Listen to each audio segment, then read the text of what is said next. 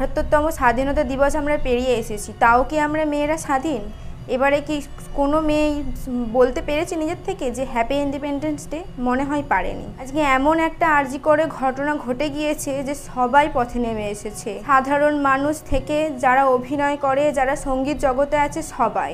এমন ঘটনা ঘটে গিয়েছে স্বপ্নেও আমরা কল্পনা করতে পারিনি। এ তো মানে একটা সাধারণ মেয়ে ছিল না, সে একজন ডক্টর ছিল। সে যদি তার কাজের জায়গায় সেফটি না থাকে, তো আমরা সাধারণ মানুষ হয়ে পথে ঘাটে বেরোলে আমরা কিভাবে সেফটি থাকবো? ট্রেনে বাসে যেতে গেলে আমাদের নিজেদের গার্ড করে যেতে হয় কেন?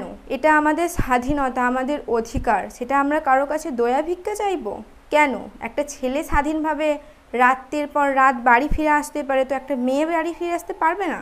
তাহলে স্বাধীনতা দিবস পালন করে কি হবে? আর মেয়েটার সাথে এমন নির্মম অত্যাচারের সাথে মেয়েটাকে মেরে ফেলা হয়েছে। এসব দোষীরা এই দুষ্কর্মটা করেছে, তাদেরকে যদি ফাঁসিও দেওয়া হয় তাহলে কি সেই শাস্তি পাবে উপযুক্ত? মনে হয় না। তোমরা সবাই জানো এই ঘটনাটা নতুন করে বলার কিছু নেই। কথাটা বলতে গিয়েও আমার গলায় আটকাচ্ছে কথাটা, যে কি ঘটনা ঘটে গিয়েছে মেয়েটার সাথে। সেখানে সরকার বিচারটা না মেয়েটা চেয়ে সরকার তার মা বাবাকে টাকা দিতে চাইছে। টাকা দিলে কি মেয়েটার জীবনটা ফিরে আসবে? মনে হয় না। সবাই তো আমরা জাস্টিস চাইছি, কিন্তু জাস্টিস কি পাবো আমরা আদেও? 15টা দিন পেরিয়ে গিয়েছে, একটা মানুষকে সবাই গ্রেপ্তার করেছে পুলিশ প্রশাসন কি আমাদের সঠিক?